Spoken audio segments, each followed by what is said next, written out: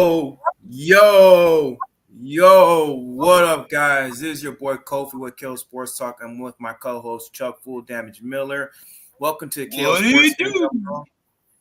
Hangout. Welcome to Kill Sports Hangout, man. And we're going to be talking about the NFL draft, guys. We're going to be giving our grades, and we're going to be giving our thoughts on how the Chicago Bears have done this past draft, man. And we're going to be talking about OTAs. We're going to be talking about upcoming training camps and what to expect. And also, the schedule is supposed to be released next month in a couple weeks. And so we're also going to be talking about that too. But before we start this video, guys, make sure to like and subscribe and make sure to hit that notification bell so you can get the latest and greatest in regards to not only Chicago Bears news, but Chicago sports in general and just NFL, MLB, any sports, just in general. But let's start with this video. The NFL draft has just wrapped up. A lot of surprise that was happening with this draft that we're going to be talking about. With this, a lot of surprises that the Chicago Bears have made that weren't initially. I'm pretty sure you guys saw some of our mock drafts last week, and it's just completely different. A lot of different, Chicago Bears content creators were making a lot of mock drafts, saying they're going to protect this particular player. And when the draft came up, the Chicago Bears kind of went in a different direction. I was even surprised by some of them. But Chuck, I just wanted to get your thoughts on this NFL draft that just happened this past week, and just kind of give your grades for this draft, man. Give my grades for this draft. Well, let me say this. All in all, I want to give the Chicago Bears our draft class. I would say it's like a B plus, A minus from what I can see. Cove, and welcome to KO Sports Talk out there, all you fans. Do me a favor, like, comment, and subscribe while we speaking on this draft subject, post-draft conversation that we having. Yeah, I want to say B plus, anywhere between a B plus and an A minus for me. The Bears did address a lot of our needs, bro, and that was big for me. I really felt like that was vitally important that we got that done. I wasn't in particularly a fan of the picks that we went and got. They were, majority of them were not people that were on my radar, but they did address the needs that we had need of. Also, when I looked at this draft, Cove, looking at the first couple of picks, the Colston Loveland pick and the Luther Burden pick, and even the Ozzy Trapillo pick. What I saw was Ben Johnson's. What the world? What is going on here? Everything good? Can you see me, bro? No, your screen is kind of frozen. What in the world is going on here, man? Hold on 1 second, bro. All right, but anyway, while Chuck is fixing his video, well, me, in my particular opinion, I watched the draft. I'm pretty sure you guys saw some of my live. I only did the first day. I was very I wasn't a big fan of the draft. I would say I would give this draft overall a B, a solid B to a B minus.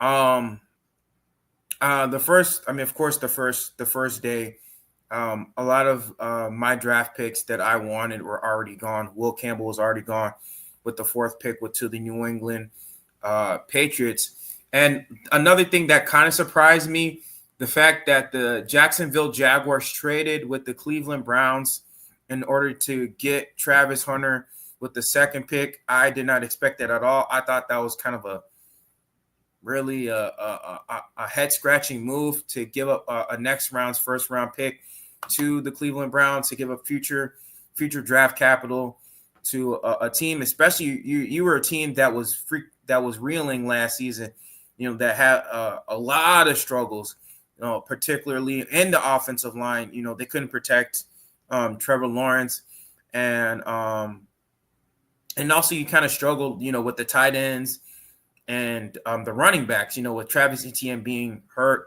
I mean, the Jacksonville Jaguars had a lot of holes. So I was really surprised by the fact that they were able to just trade up.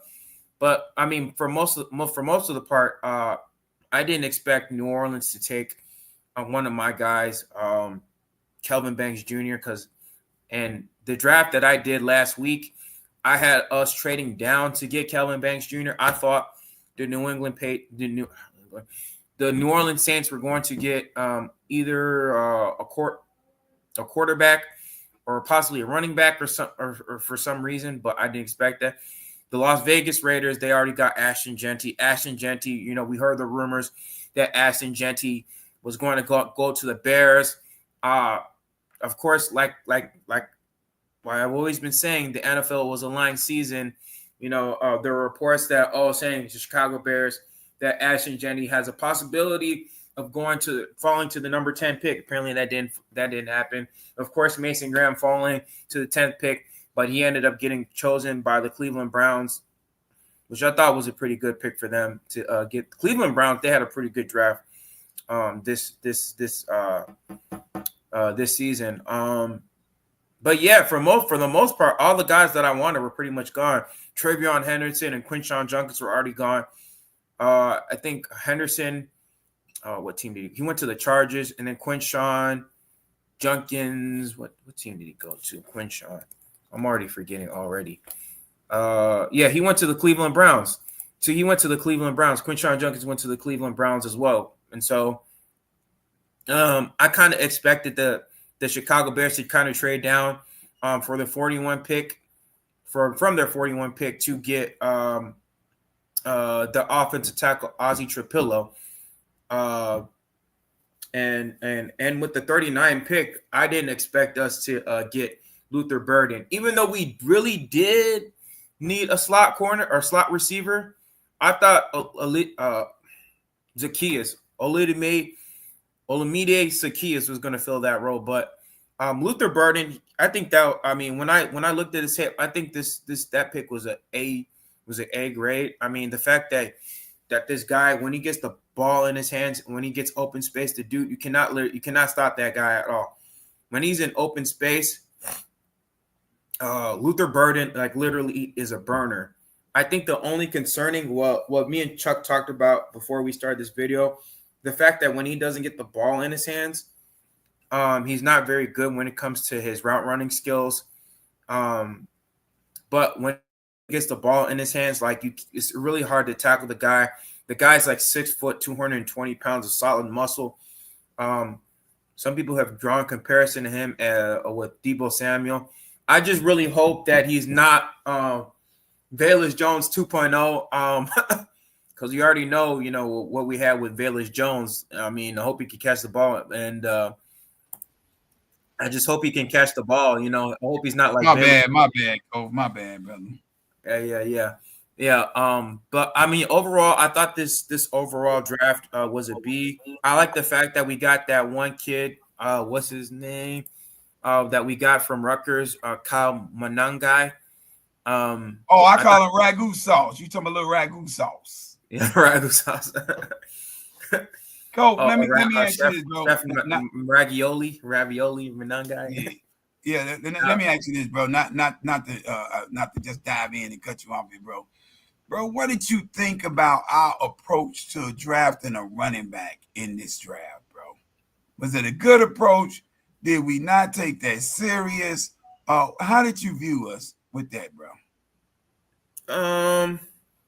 Well, I think we were serious. I think we were serious with our approach. It's just the guys that we wanted were already taken, like Henderson and Judkins were already gone by the time we got to the 41 pick, and that's why we kind of traded. And like, I didn't think Caleb, like I said, I think we talked about that. I didn't think Caleb Johnson was really on their radar that much. Apparently I think they wanted a 3-down back. They wanted more of a 3-down back in this draft, and I don't think they really viewed Caleb Johnson as that particular. Look, I was just about to say, Kobe, you don't view Caleb Johnson as a 3-down back? I do, but I'm just saying from my perspective, like I'm just saying from Ryan Pace's perspective. I think I mean, I haven't watched too much tape of him like that. I mean, I know he's a great runner. Mm-hmm. He's a really great runner. I mean, Yeah. and he's a bell cow. I mean, I thought we should have got him. We should have got him, but like based on, I'm just saying based from my theories, based on the front office perspective, I don't think they viewed him like that type of back that they wanted somebody who can catch out the backfield, who could do like a lot of stuff that they want. So I think that's why they kind of traded down per se. I don't know, but I think that's part of my theory. Okay. And I mean, KO Sports Talk Land. Y'all do me a favor. Jump in the comments. Let us know what y'all think about the Bears' approach to the running back position. Because, Kof, I'm not going to lie to you. Yeah, Slim, we see you out there, bro. I'm not going to lie to you, Kof. I really thought that the Bears devalued the running back, the importance of drafting a running back in this draft, bro. There were too many other good running backs out there we could have taken, bro. Even if we didn't get Caleb Johnson. Okay, so we didn't get Caleb Johnson. Fine. Maybe he wasn't the type of running back, quote unquote, that they were looking for, which I'm pretty sure he wasn't. Bro, what was wrong with going to get Montrell Johnson Jr. from Florida? He went undrafted, and the Philadelphia Eagles got this guy, bro. Another bell cow caliber running back who is strong in between the tackles, break tackles, and is explosive going up the field. I just think that they really devalued the position. I like the little running back that we got, but I just don't feel like majority of small running backs, the game translates well to the NFL, bro. That's one of the reasons why I wasn't so high on Cam Scatterboo, bro. You know, it's not that I didn't like Cam Scatterboo. I didn't like his game. He's tough as nails and all of that. just his size. It's the size, because in the NFL, there's a prototypical size that you need to be for your game. You have to be like 6 foot, 200 plus pounds. Right. In order for your game to translate at the NFL level. And generally small guys, not saying that they never achieve anything in the NFL level, but generally small guys, they have to be extremely elusive and evasive for their game to translate to the NFL level. Running in between the tackles. Cam is not too small. He's only like, what, 5'11", close to 6 foot. Who is that again? Cam Scatterboo. He's not that small. He's pretty close to 6 foot. I mean, you know, they can put his measurables at that, but I know what a prototypical running back looks like when he's running at 6 feet. Cam Scatterboo. Oh, yeah. He's okay, they measured him at 5'9". You're right. He is. Okay, yeah, he's a little fat. At 5'9" might be a reach, bro. They measured him at 5'9". Yeah, and 5'9" might be a reach, yeah, bro. Right, you know what I'm just saying? 5'9" might be a reach, bro. So, you know, but I really don't think that they took into account. And if there's one area that I can say Ben Johnson may have, and I hope that I'm wrong, people. If there's one area I feel like he may have dropped the ball on in this draft, I think it's at the running back position. But that being said, the running back that we got, Kyle, this dude is he's a workhorse. Now we'll give him that. He's a workhorse, and he had a very impressive stat, Cove. One that I've never seen in all my years of watching NFL, college football on any level, bro. This man played 4 years of college football as a bell cow running back, and the man had 0 fumbles in a 4-year stance as a running back. Yeah. That's an impressive stat. So he knows how to protect the ball for sure. Yes, he doesn't give the ball up. So that's impressive. But that being said, who is the Bears going to feature to be the power in between the tackle running back? Are we strictly going with Roschon Johnson now? Because I'm not completely against that. Roschon Johnson. He's one concussion away from I mean, but he had 1 concussion in his career, and that was when he first got here. I mean, I don't know that that's going to be an issue for him. Roschon Johnson is I feel like if we're going to have a in between the tackle running back, he's going to have to be that bell cow type of running back for us now, bro. Because you didn't really address this. And speaking of running back, I know there are reports with Nick Chubb. What do you think about Nick Chubb? People are saying, I heard on Cleveland radio sports station that him and his agent, they were meeting with this one particular NFC North team. Uh-huh. And they're saying that they were close to getting like Get a deal done. Yeah, close somehow getting a deal done. I don't know if it's true or not, but I heard it from this Cleveland sports radio station. Well, for our sake, I hope that that's not the truth. It's not that I don't like Nick Chubb. I'm a Nick Chubb fan, but 2 back-to-back catastrophic injuries on his legs, bro. I don't know what he's gonna have left in the tank for us, bro. Right. If he comes here, he's never gonna be the old Nick Chubb again, bro. He's never gonna be the old Nick Chubb again. So, and plus, the last time I seen him played, like right after his injury, like it's just like when he runs, it just looks like he has something's like heavy on his foot.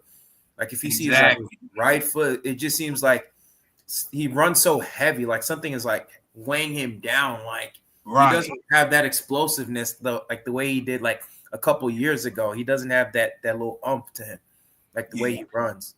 Personally, Coach, I feel like the Bears really missed the mark in this draft in terms of running backs. Because this was a deep running back pool, bro.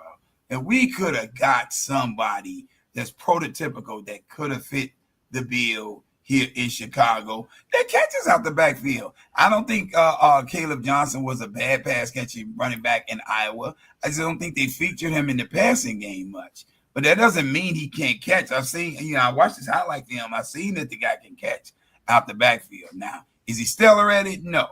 Okay. But that's fine. He doesn't have to be stellar at it. The dude's a power runner. You talk about a guy who ran for 1,500 yards, 21 rushing TDs, and two receiving touchdowns all last year, bro. So, you put him down, and then you go get a bell cow type of running back, but in a diminutive fashion, bro. Now, to his credit, Ragu Sauce, as I call him, and I don't know where I got that name from, bro. But he ran for 1,200 yards each of his last 2 years, each of his last 2 seasons for Rutgers. Plays in the Big Ten, so he's going against stiff competition, and he did well. The question I have with this one, though, is how well will that translate to the NFL? That's my only question with him being here, bro. I think he's an impressive running back. Yes, sir. But I think his lack of size is going to hurt at this NFL level because all of that breaking tackles in between and running people over in college, that's not happening in the NFL, bro. That's not going to happen in the NFL, bro. He ain't going to do that. That's why you need a running back with size. So my thinking is maybe it's time that they give Roschon Johnson his full shake. Maybe that's what the thinking is. You need one that's at least 6 foot or over. Right. And I think Roschon Johnson, he's got the ability to do all of those things, bro. You really haven't been using this guy. Figure out a way to use him in this offense, and you can still have the 1-2 punch. I'm disappointed that we didn't get a bigger specimen at running back, but we did address the need. We did get a running back. So I can't say we didn't get one, and we got a quality running back. It's not like he's a slouch. This guy's no slouch. He hasn't fumbled in 4 years. That's crazy. That's incredible, Cope. I've never seen a stat like that in my life, bro. He hasn't fumbled in 4 years. But I do think that's the only place that we really missed. I was sharing with Real Street. I do agree. You did miss on the running back position. When I saw that, I'm like, oh, Kyle Manoia. I'm like, what? Yeah, seventh round. In the 7th round, and then you still had Montreal Johnson sitting out there undrafted. We could have picked him up. And another pick that I was a little bit surprised of is that we got a cornerback. What's his name? Zoff Frazier. I'm like Zoff Frazier. Now I didn't agree with the pick too much. Well, from what I heard from Ryan Poles, bro, that was an Al Harris suggestion for that pick. So they got him because Al Harris was high on him, and Al Harris brought him to their attention. And when they listened to Al Harris on him, they took the fire on him because Al Harris was really high on him. So I'm not mad at it, bro. We do need depth at the position. Want to make sure that if Tyree, well, I'm not going to even say we need depth because we do have a lot of depth. We got a lot of cornerbacks in our room. We do. So I recant that statement. We don't necessarily need depth, but I guess at that point, it's a best player available type of thing, and that might be what where the mindset went. Because, like I said, the Bears, we don't never really struggle with defense so much, Yeah, because like what you said, we could have taken a running back at that time. That's what I'm saying, bro. Mhm. It's too many other areas where we could have taken a quality Right. running back. And this draft was too deep for us to go Too deep for so running deep. backs.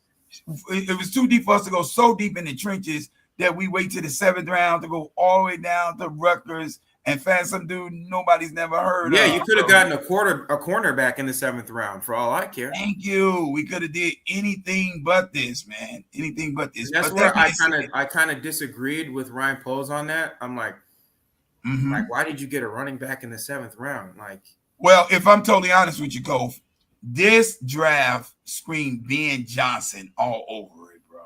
So this was some Ben Johnson drafting, bro. And I knew it immediately when we took Colston Loveland at 10. That's a Ben Johnson move all day long. Oh, yeah, this is sure. offensive coordinator thinking here, because now he's got a guy who's versatile. He's not big like a tight end, but he plays the tight end, and he can move to the outside and play a slide. Like a wide receiver. Move around. Right, you could use that guy. And then right behind that, Luther Burden, which I thought was a great pickup. To me, the best draft pick that we had so far was Luther Burden, bro. To me, that's the best draft pick that we had, bro. Luther Burden was the best one because we needed a slot receiver. Absolutely, to replace Keenan Allen, bro. And when I saw those first 2 picks, I knew right off the back, Ben's going to run 12 personnel. It was easy to see it, bro. It was easy to see it. 2 tight ends in the set, three receivers, on the field, them blocking and catching, kind of creating a new form of like a RPO sort of thing, with the 12 personnel or what have you. But it gives offensive mind a lot of room to be innovative and to be creative, especially with a quarterback like Caleb Williams, bro. Now, the only downside to it, like I said, is the running game, and to me, it screams to the rest of the league when you draft these little guys. You got Swift, who's already a little guy. Yeah, he's already a little guy. He's like 5'7", 5'8". Right, and then you go draft a guy that's littler than him to be bell cow running back. He's like 5'7". Exactly. It screams to the league that you're not planning on running the ball a lot. That's what it tells the league. So right off the back, they're thinking you're going to put a lot more pressure on the quarterback more than you think when you do that. Right. How are you going to run play action? Because Ben Johnson, his offense is also predicated on play action, because last year he ran like 60% in play action. Exactly. But that's when you have a staunch running game that's working. The play action doesn't work without a running game that's effective. Exactly. You have to have an effective running game. That's why we needed to get a running back. Exactly, bro. Exactly. And then but we'll see. Yeah.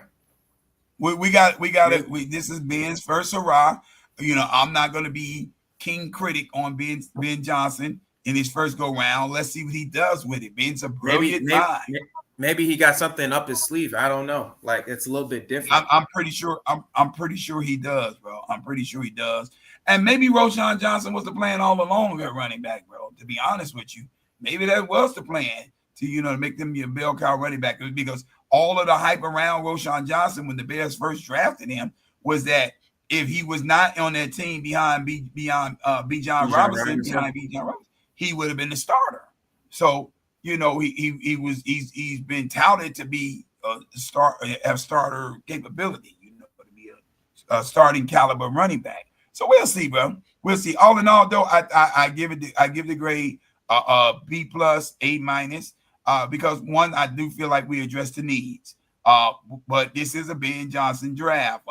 After those first 3 picks, Loveland, Burden, Trapillo, then we really. I wanted to ask you also about the Trapillo pick. That guy is huge, man. I mean, very big. I'm pretty sure you saw him get announced up. Seth Rollins. Yeah. I just love Seth Rollins. I love that guy. I know he's a Green Bay. Because I mean, I'm pretty sure you watched the draft too. When Clay Matthews, when he came up there, the letter from Donald Trump. The Bears still suck. Bears still suck. Whatever. And then the Bears got their lick back with Seth Rollins. The way Seth Rollins came up with his belt. And then he was saying, with the big Chicago Bear emblem on it. And then he was like, Caleb Williams, the best quarterback in the NFC North, and Yes, Chicago sir. Bears, the greatest NFL franchise. The Chicago Bears select Ozzie Trapillo, and he was like, ha ha ha ha ha. I loved it, bro. I loved it. Oh, man, Great pageantry, man. There was some great pageantry going on in the draft, bro. I love that. Yeah. I love that. But Trapillo, he's got a nasty streak to him, bro. I like him. He's tough in the trenches and he's versatile. This guy moves around. He started off initially as a left tackle at Boston College, but then they moved him to right tackle. And so that tells me he's got the versatility to play from both ends, and with a nasty edge to him. I think it's beautiful seeing that we've already addressed the trenches. We got Darnell Wright locked down as our right tackle. I think it's beautiful to put him on this left tackle end and to create some competition to push a player like, say, one Braxton Jones to have to be better in order to retain his position. Because to me, he's just been given this position, bro, and he hasn't really earned it as far as I'm concerned, bro. Mm-hmm. That guy's massive, though, man. Yeah. Trapillo, yeah. He's got an edge. As a matter of fact, I think what did we get? Like 2 guards in the draft, bro? Yeah. We got, we got like a guard, Luke Newman from Michigan. Luke Newman from Michigan State, yeah. And bro, both of them are tough, hard-nosed dudes. What's going on, Real Street Sports Talk? We see you out there, brother. Both of them are hard-nosed. Yeah, both of them are hard-nosed, gritty dudes who got a nasty edge to them, bro. They're gonna mix it up, man. They're gonna get in there and they're gonna fight in these trenches, bro. So I like both of our offensive lineman positions, pieces that we got. Not the guys I wanted. And this was a funny thing, Cole. I'm sitting there and I'm watching this draft. The Bears are addressing every position of need that I had on my radar, but they're not getting one player that I picked. Running back. They're not getting one player that I picked. I didn't have Luther Burden for the speed guy in the slot. I did too. Right, I was thinking Isaiah. He had Isaiah Bond. Right. And he's even better than him if you think about it. Luther Burden should have been a first-round pick. You know, it was something about, I don't know if it's his attitude or his work ethic that kind of took the edge off him and took that away from him, bro. But that dude should have easily been a late first-round pick, bro. But going early second round, we got a gem in Luther Burden, and this dude is a day one starter, bro. He's a day one starter, talent-wise, bro. They comped him to as a mix between Amon-Ra St. Brown and Deebo Samuel, bro. That's the way they comped him, bro. You know, and when I watched the film, it is justifiable, bro. He's a faster Deebo Samuel, bro. That dude can play. I just hope he don't turn into Velus Jones Jr. when he don't catch the balls. Nah. I think that's where what's his name had a comp to Deebo Samuel, Velus Jones, but when he got on the field, it was like it was so bad, like, you know. Yeah, I just think that I really think that Ben Johnson is going to be that guy who can bring out the best in a player like a Luther Burden, bro. I really do, bro. Because he's already letting it be known, you know, he's not coddling anybody, bro. You're going to come out here and you're going to play the full 60 minutes when you're on this field, or you're not going to get recognized. You're not going to get no perks. You're not going to be featured. Get the ball. Right.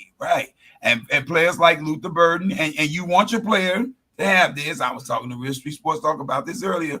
You want your receivers to have a hunger for the ball, to want the ball, to demand the ball. He's the kind of guy, he'll demand targets, and that's great. I want that in you, but when you're not getting those targets, you got to show me you still out here and you about the team, bro. You about whatever makes us win. We're trying to win this game, that's for sure. We're trying to win. Right, you can't just be out here trying to get your numbers, bro. You know, just grab your stats up. You can't be out here doing that, bro. You can't be out here doing that. Yeah. He said, thoughts on the media asking if Darnell Wright can play left tackle, and Ben Johnson says we won't rule that out. Thoughts on that? Thoughts from me. Oh, did you want to go first? Go. Oh, yeah, I can go. Yeah, I mean, I did hear about that. Ben Johnson definitely was talking about it. I would say just leave the position as it is right now. Let's see how Ozzie Trapillo does at left tackle if and all Braxton Jones is out, because there's definitely going to be competition in the left tackle spot. I just think that you shouldn't move Darnell Wright at all. I know Darnell Wright in the past has played left tackle, but me personally, I don't want him getting out of whack or whatever, and him playing the left tackle position. Even though Darnell Wright had said that he would be a team player, but I think you shouldn't change what's already is working right now with Darnell Wright. I think Darnell Wright is good at where he's at the right tackle position. Yeah, and to your point, Coach, just piggybacking off what you're saying there, I think there's a certain comfort level that certain players develop when they're in certain positions. And when I look at Darnell Wright at the right tackle, that's what I see, bro. I see he's very comfortable, and he's finding his groove, getting his sea legs over there at the right tackle position. I don't know if you want to botch up that chemistry that he's starting to develop. Yeah, you don't want to mess with the chemistry. Right, playing from that side. But that being said, Ben Johnson is a very innovative offensive mind. This guy is fantastic. He knows what he's doing. Unlike the last coaching staff that we had in here, Ben Johnson has come in here with the right coaches around here, people who are experienced, people who know what they're doing. And Ben is very creative. He knows how to put guys in the best position to excel. I mean, let's be real, bro. The Detroit Lions averaged 33 points a game last year with Jared Goff as the quarterback. And Jared Goff is tough. He's a pretty accurate quarterback for the most part, but he's very limited in a lot of areas too. If you can get 33 points a game out of a Jared Goff-led offense, you got to know what the heck you're doing, bro. You definitely can get 30 points out of Caleb Williams, that's for sure. Right. If Ben Johnson can get that out of him, then I have to trust that Ben Johnson knows what he's doing when he moves pieces around on the offensive line. So if he moves Darnell Wright over to the left, maybe it's just experimental purposes, or maybe it's a play design thing that's going to have him over there. I'll have to trust him doing that. But to do it permanently, I don't think that would be a wise move, bro. I just don't think. And not an unnecessary move, too, bro. Yeah, it would. You got three other bodies that's over there that can fill that slot now, bro. You got Braxton Jones, you got Kyron Amegaji, and now you got Ozzy Trapilo. You got plus, I think Ozzy Trapilo, he can learn from Joe Thuney too. I mean, he's a rookie. You got the perfect veteran who's actually played the left tackle position, played all five positions, who you can learn from, and then you can become a better left tackle, especially if Braxton Jones leaves next year in free agency, because the demand for left tackle positioning has gone up this past couple of seasons. I mean, look at that one guy who got paid by the I think the Tennessee Titans I think he used to play for the Panthers or something, but he got paid a lot of money. And that guy, to me, he's not better than Braxton Jones. Braxton Jones is going to command a lot of money next year, especially for his position. He's going to command a lot of money. And I don't think the Bears are going to be paying him the money that he deserves. So I think, if Braxton Jones does leave next year in free agency, you're going to have Ozzy Trapilo, who's going to take the reins once he leaves free agency. So, I mean, and I'm not ruling out Kyron Amegaji at that position either. Yeah, that too, Kyron. Yeah. I think, he was thrown in the fire last year coming off an injury, didn't have a full training camp and all of that. There when the Bears drafted him, he was still healing up from the injury. So, he didn't get the full benefit of what he needed to prepare himself for the NFL game. So I think you still got to give him a shake. I think you still got to give him a shake. But that being said, I have to trust Ben Johnson, and that's a great question, T.O., Real Street Sports Talk. I got to trust Ben Johnson, though, to see what he sees and how he sees it working, because if the Chicago Bears offensive players buy all in to the Ben Johnson game plan, we've already seen in Detroit how well it can work, bro. We just need everybody to buy in, bro. Buy in to what Ben is doing, and we'll see how well it works. This dude is a guru. He knows what he's doing. He knows what he's doing. So we just got to look at last year with Jaden Daniels. I mean, look at the coaching he's had. He's had great coaching that, led him to the NFC Championship game. And I think with this That's in coaching his staff, rookie year, bro. his rookie year, man, and just think about what Ben Johnson and this staff, this all-star studded staff, can do with Caleb Johnson. I mean, the sky's the limit for this kid. It's just really all up to Caleb Williams to all just put it together, which I think he will do that. I mean, a lot of people are saying, "Oh, Caleb Williams, he has to do better, or else he's gonna fail." I mean, we already know. He was never the problem here. Caleb Williams is not the problem. I know Caleb Williams is going to be a superstar quarterback. I mean, the traits is all there. I mean, we saw it all last year. We all saw the tape last year. We all saw it. It's just the coaching was holding him back. I mean, the fact that Shaden Waldron was not there to watch tape with him is criminal. It was so bad with what this coaching staff was doing. It's highway robbery. It's criminal what they did to Cardinal sins, bro. It was a lot of damn near Cardinal sin. Damn near Cardinal. So, I mean, for him to get sacked 68 times, that New England game and that Arizona Cardinals game, oh my gosh, that was terrible what that coach. Well, and that portion of it, I put directly in the lap of Ryan Poles. He could have built a better offensive line than what he did in the offseason, bro. He could have did then like he did this year, bro. They went and got a quality offensive line. They got quality pieces on their offensive line. And if you don't know how to develop them, that's fine. Go get proven players. I mean, the fact that he got sacked 9 times by the Patriots last year, and the Patriots were a worse team than the Bears. Yeah, their defense was not that good, bro. No, they weren't. Yeah, bro. But you know, we're not gonna keep crying over spilled milk. It's over. We're here now. Caleb Williams is ready to roll.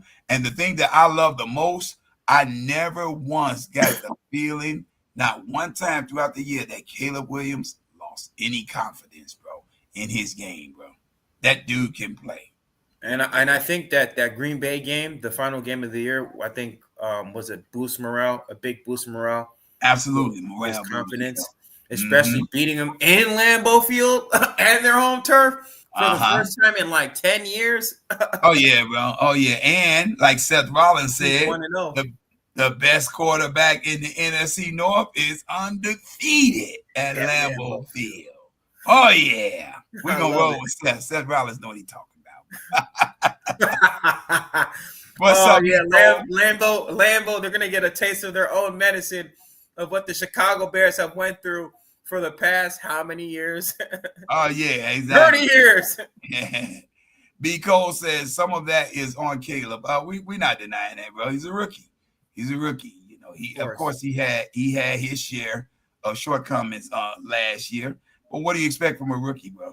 You know, 20 touchdowns, 6 interceptions, and the dude was still playing great overall, given that he had a shoddy offensive line. Rookie records too. Yeah, he had a shoddy offensive line in front of him. He had 2 different offensive coordinators. And in less than a year, the man's on his 3rd head coach. Come on, bro. This is ridiculous. 2 different head coaches. Yeah, and in less than a year, in a year's time, the man on his 3rd head coach. He had 2 head coaches already, and now he got a 3rd one, bro. So, you know. I mean, so yeah, but yeah, we don't deny that because, you know, some of that was on Caleb, but it's a rookie, bro. Rookie's gonna have rookie mistakes, but that happens, you know. Yeah, of course. What else? We also got this. What did you think about the defense, Shamar Turner and Ruben Hippolyte, the linebacker from Maryland?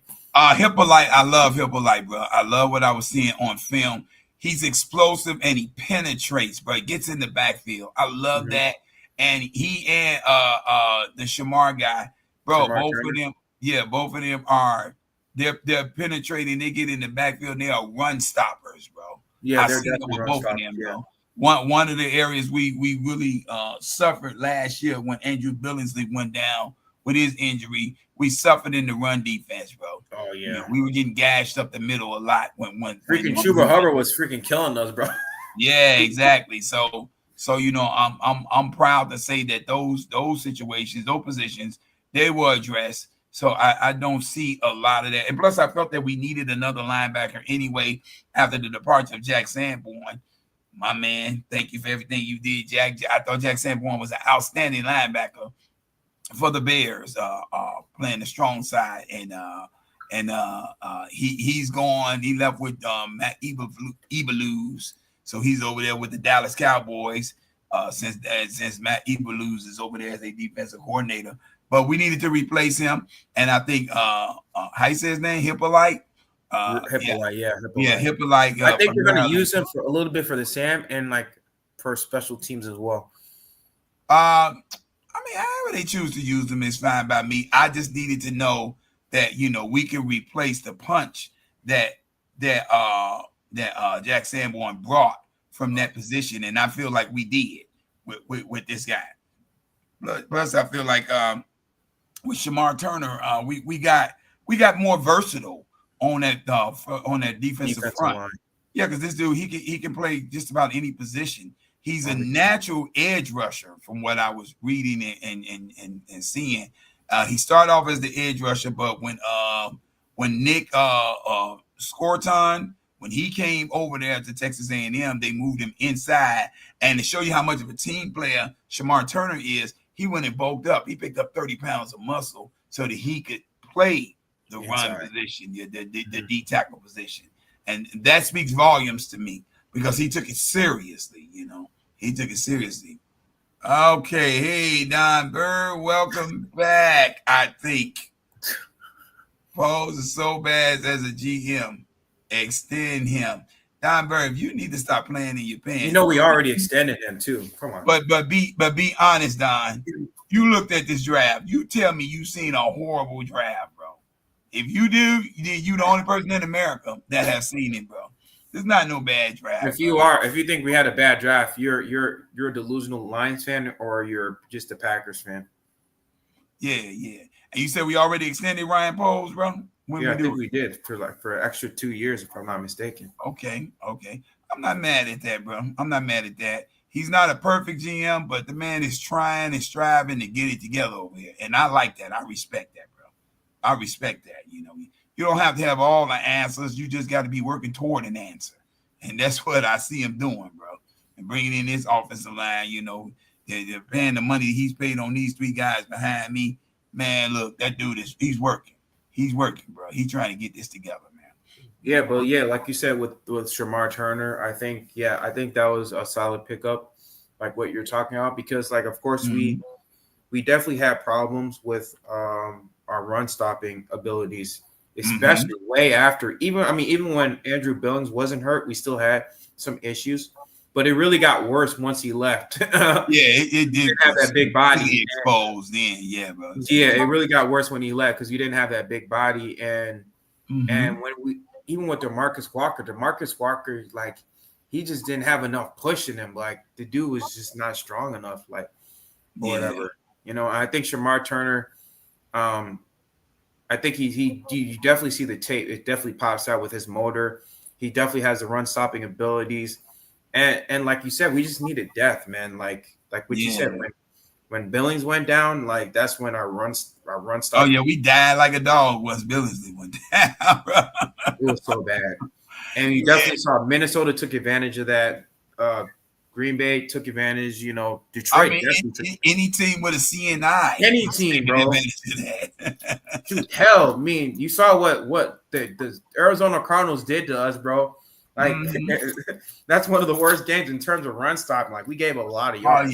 Oh yeah. James Conner killed us, bro. They didn't even have to run to throw the ball. All they did was just run the ball. And that was it. We couldn't stop. Arizona just ran the ball. They didn't throw it. Like I don't think Kyler Murray threw the ball that much that game. And Bears fans, let me say this. No, he didn't. He didn't throw a lot. No. Let me say this, Bears fans. Don't overlook or underestimate the signing of Grady Jarrett over here. That dude is a ball player from the one we got from Atlanta, bro. In the trenches, a menace, bro. He is a menace coming up the middle. Now, I know he's been around for a while, but that dude is going to teach these young D tackles that we got over here. He's going to teach them the physical and mental toughness that they need to have getting in those trenches. You're talking about the dude who's demanding a double team every single snap. Every single snap. You're not taking this guy one-on-one. Man, the reason why he went down was because he didn't have enough help on the defensive line. in Atlanta. Right. So now you got, and you were speaking about the young guys learning from Joe Thuney on the offense. On the defensive end, they can learn from Grady Jarrett, bro. They can, bro. They can gain a lot from that guy, man. That guy is tough as nails, bro. And he's a Pro Bowl. He's a Pro Bowler. He was a Pro Bowler. The dude had one of his best, especially in that Super Bowl. His first couple of years in the season, especially in the Super Bowl, he had like 3 sacks against Tom Brady, I think, if I'm not mistaken. Yeah, he was good. Like, yeah, he's definitely good, man. He's definitely going to teach these young guys a lot of things, with Dial and definitely Austin Booker. Austin Booker is definitely going to, need all the mentoring he can get from Grady Jarrett. But yeah, it's definitely going to feed off. They're going to feed off that energy from Grady Jarrett. He's going to be like that glue on the absolutely, bro. And that's what we need. That's what we need. We need a vocal leader and an energy bug. We need a dude that can light a fuse under the defensive front. Light a fire and holler, "Come on, let's go!" And get everybody jumping. That's what Jaquan Brisker is for the secondary. That's what he is for the secondary, and that's what we need for up front. Don, what you talking about now, bro? Put him on the screen. Not a horrible draft, but a bunch of reaches trying to reinvent the Detroit roster. Loveland compared to Laporta. Laporta was a 2nd-round pick. Burden to St. Brown. St. Brown was a 4th-round pick. Ozzie DeDecker shaking my head. I mean, tell me what's wrong with that, though, Don. What's wrong with that, bro? What's wrong with that? He's trying to get pieces that he's saying that was able to execute his offense and execute it at a high level when he was in Detroit. Tell me where's the crime, bro? You treating that like that's a crime for him to do that. And let's not lose sight of this, Don. He was the architect of your said offense over there in Detroit. What I would like to know from you, Don, already asked Slim this earlier. Don, how many points per game do you see the Detroit Lions scoring now without Ben Johnson? There's the real question, bro. And plus, it's even going to be also even that we still don't know what type of offense Ben Johnson is going to run with this Bears team. I mean, it still remains to be said. I mean, yeah, he's going to use some Detroit, a lot of wrinkles from Detroit, but this is going to be a completely different offense he's going to run with the Chicago Bears team. Not necessarily though, Coach, because Ben Johnson said in his initial press conference, he said that it's not going to be a thing where he's just taking the playbook from one team and bringing it over to the next. He said he's going to design this offense to the strengths of Caleb Williams. So he's talking about drawing up a new offense. Yeah, that's what I mean. That's exactly what I'm saying. So whatever is in Detroit, y'all can thank Ben later for inventing that for y'all, because he left y'all with a great playbook to score and to play the offense with. Ben's not bringing that over here. That's what I'm saying. He's reinventing the wheel over here. So to think that he's going to try to reinvent the Detroit roster, not necessarily true, Don. Those caliber players, maybe, but to make this just look just like Detroit, nah, bro. No, it's not going to look like exactly like Detroit. Like I said, he's going to take some wrinkles from Detroit, but like you said, he's going to tailor the offense around to the quarterback, because like what he said, this is a quarterback-driven league, and you got to fit your strengths to your player strengths, to your quarterback strength, and like I said, I mean, it's going to be unpredictable. A lot of teams they're not going to have tape on this team, and how Ben Johnson is going to run this offense. So a lot of teams are going to be definitely surprised. You'll be like, whoa, what the heck? Pleasantly surprised. Right.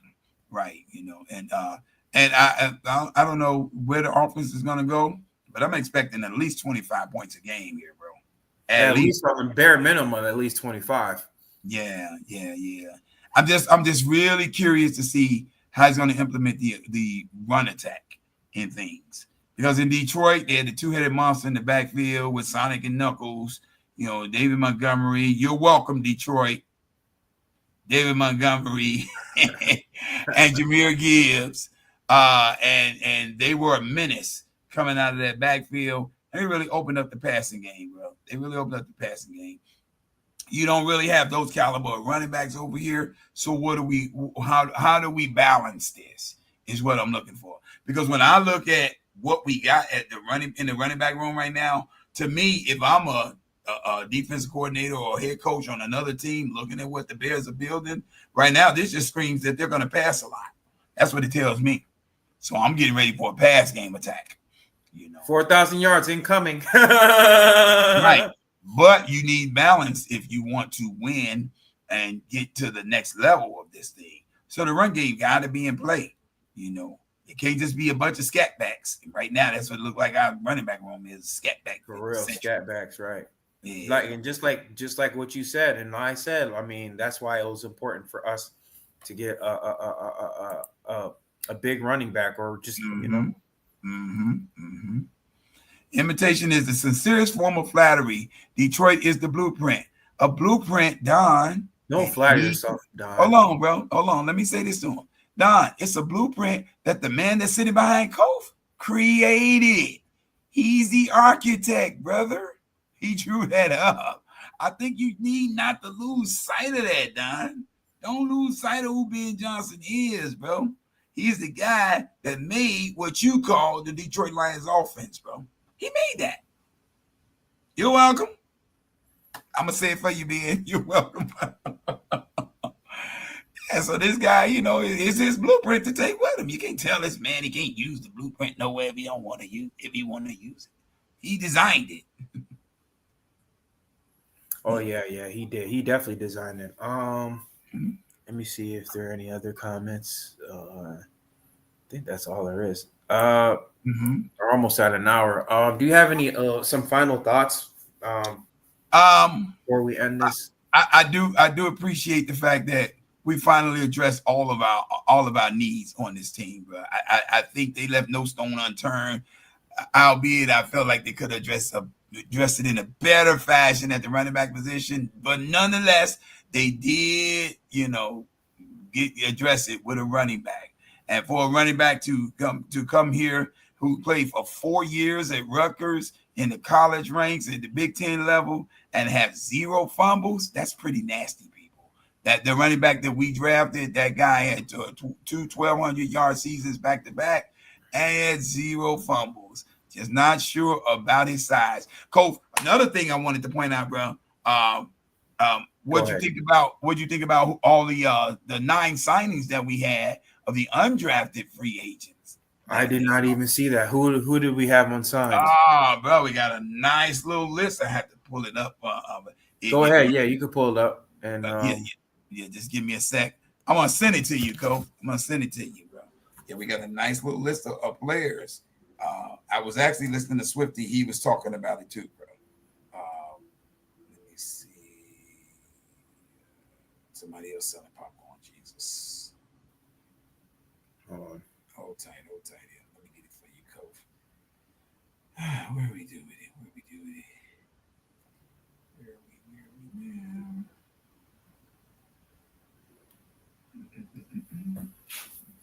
I'm gonna see if I got it. I'm sending it to you right now, Kof. I'm sending it to you right now. How you want me to send it to you? Text or through the email? Through email. Okay, let me do it through email.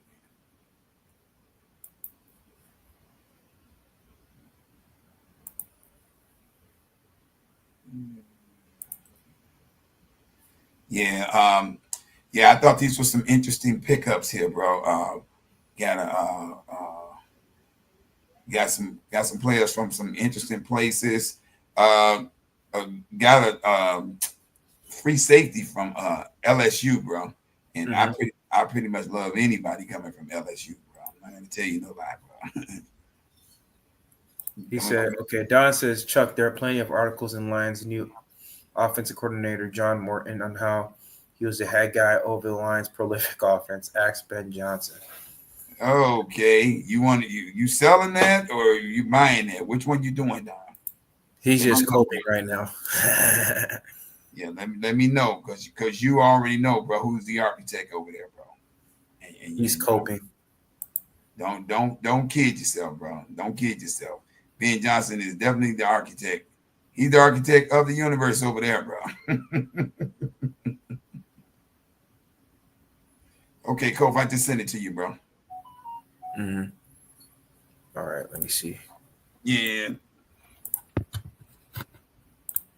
But yeah, I felt like the one area we didn't address in the draft got addressed through the undrafted free agents, bro, which was the safety position. Because we did need a safety and we didn't draft one. Well, yeah, I was thinking we was gonna be looking at that what's the guy named Jason Latham, I think his name was a Latham something from Ohio State, bro. Oh, Ohio Josh State. Simmons. No. I'm talking about the safety. Oh, safety. Yeah. Oh, But we didn't end up getting him. This is the guy we got from safety. Yeah, that's the list we right got there. Major Burns. Uh-huh. That's the list. Power Eccles, J.P. Richardson from TCU. Yep. Jonathan Kim Kicker, Texas A&M wide receiver Day Walker, long snapper Luke Elkin, California edge Xavier Carlton, safety from Oregon Tashim Johnson, Virginia Tech edge rusher Cole Nelson, and LSU defensive lineman Gio Paez. Right. So yeah, we signed 9 guys, and there's a few more that's not on that list that they also added, bro. So yeah, man, I like that they're inviting them into camp. I love the safeties more so than anything because I felt like that was one need that we didn't address. That's one big need. yeah, we needed to shore that up, you know, and anybody coming out of LSU, bro, I love them, bro, because of the caliber of player that they produce, bro. You coming out of LSU, you can play this game, bro, at the highest level, bro. You can play it at the highest level. You know, you talking about the land of Tyrann Mathieu, bro. You know, this is where these studs come from. Jefferson and Chase, Joe Burrow, Joe Burrows. You go down the line, man. Those Daniels. Exactly, bro. You know those guys. Malik Neighbors. What's the wide receiver name? Thompson over there with Brian Thomas Jr. from Jacksonville. Brian Thomas Jr. Yeah, bro. So you know these dudes can play. Now you talking about plenty of articles in Lions new coordinator John Morton. Okay, how he was the head guy over the Lions' prolific offense. Ask Big Ben Johnson. Okay, you gonna roll with that, bro? I'm gonna stay right here with Ben, bro. You gonna like I said, Chuck, he's just coping right now. He's sad to the fact that the Bears took all of their coaching staff. Yeah, we took everybody. What we didn't take, the Jets got. Right. You're not on the Jets channel talking about Aaron Glenn, but you're on the Bears content creator talking about us. Okay, right. Okay, Don Burr. Yeah. Because he knows who the great architect of that universe is over there, bro. He knows that's Ben Johnson. He know it. And plus, did you watch the NFC Championship game? You know how many how much total offense that offense had under Ben Johnson, and they scored if it wasn't for the defense, they would have scored more points than Washington. Yeah. They had 31 points in that game. But they gave up 45. And what did Jared Goff have? Like 5. And we had more total yards than Washington's offense. And how many interceptions did Jared Goff throw in that game? Was it 5 or something like that? 4 or 5 interceptions. Yeah, it's ridiculous. And he still managed 31 points. And you gonna tell me John Morton is the great architect over there for that. With almost 500 total yards of offense. We'll see. Ain't nothing to talk about right now. We in the off season, bro. We'll see. Yeah, man. I can't wait for football season, bro. I can't wait for September, bro. Can't come any sooner. Can't. So is John Morton the new offensive coordinator over there for the Detroit Lions? I think so. I don't recall that being the name that they called for the offensive coordinator, but yeah, I gotta look into that for sure. Yeah. I just know it's not Ben Johnson. Nope. But anyway, guys, I'd like to thank you guys for coming to this channel. Stay tuned next week. I think when is the schedule release? In 2 weeks? May 14th. Oh, we're definitely going to do a video on that. That's for sure. May 14th, yeah. We're going to be talking our predictions. And, I know I'm probably going to be going over some tape over these guys a little more. I'm going to be studying a little more on these guys, probably doing some more videos on Colton Loveland and Luther Burden and some of these guys for sure for this upcoming week, and doing a little bit more of a deeper analysis on these guys. So, yeah, definitely stay tuned for that, guys. Stay tuned for that. But anyway, guys, I'd like to thank you for coming to our channel. Stay tuned. Next week, we will be doing more content on Chicago Bears. Stay tuned for more updates. But like how we always ended over here, guys, Chicago up, claws up, Bear down. All right, y'all. Peace. That's why I'm trying to make a better way. Whole new crib in a better place. Get my people out the hood, we'll see better days. Tell a fan sorry, I'll let them wait. Shit up there like a Saturday. Listen to me, happy.